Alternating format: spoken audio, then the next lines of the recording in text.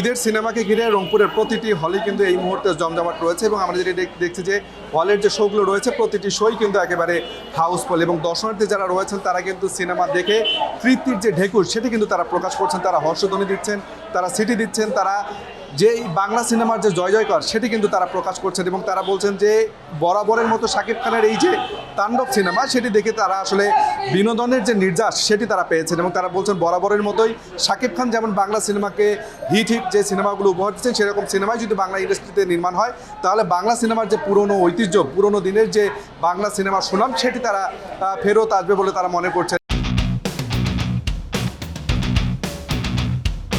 Basically Shakib খানের fan তো বরাবরের মতো আশা করি যে এবার তাণ্ডবটা অনেক সুন্দর হবে, সেই আশা ব্যর্থ রেখে আমি দেখতে আসছি। টিকিট নিতে খুবই কষ্ট হয়েছে, প্রচুর ভিড়, অনেক কষ্ট করে টিকিটটা পাইছি।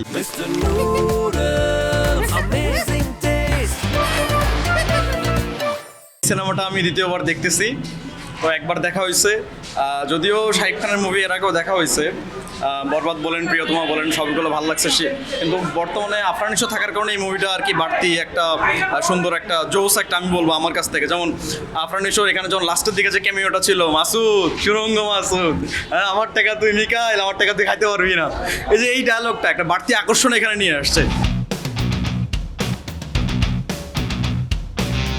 অনেক সুন্দর ভাই, সেরা সেরা, অস্থির অস্থির অস্থির, লাস্ট ফিনিশিং অনেক সুন্দর।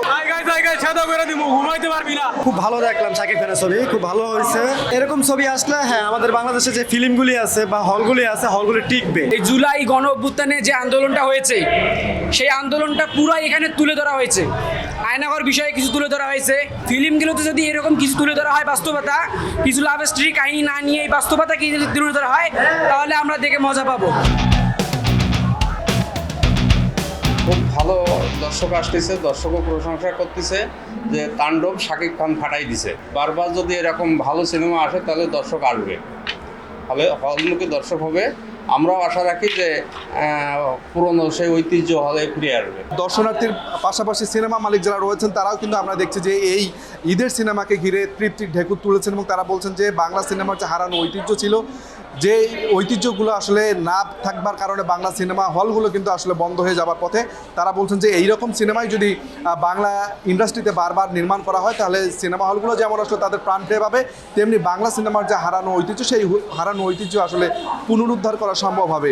এবং বলে রাখি রংপুরে এই সিনেমা হলগুলোর পাশাপাশি রংপুরের যত বিনোদন কেন্দ্র রয়েছে সেই বিনোদন কেন্দ্রগুলোতেও কিন্তু দর্শনার্থীরা এই ঈদের ছুটিতে একেবারে উপচে পড়া ভিড় রয়েছে এবং দর্শনার্থী যারা রয়েছেন, যারা ঈদের ছুটিতে নারীর টানে বাড়ি ফিরেছেন, তারা কিন্তু পরিবার পরিজন নিয়ে রংপুরের যত বিনোদন কেন্দ্র রয়েছে সবগুলো বিনোদন কেন্দ্রতেই তারা আসলে পাড়ি জমাচ্ছেন। আব্দুর রশিদ জীবন, সময় সংবাদ, রংপুর।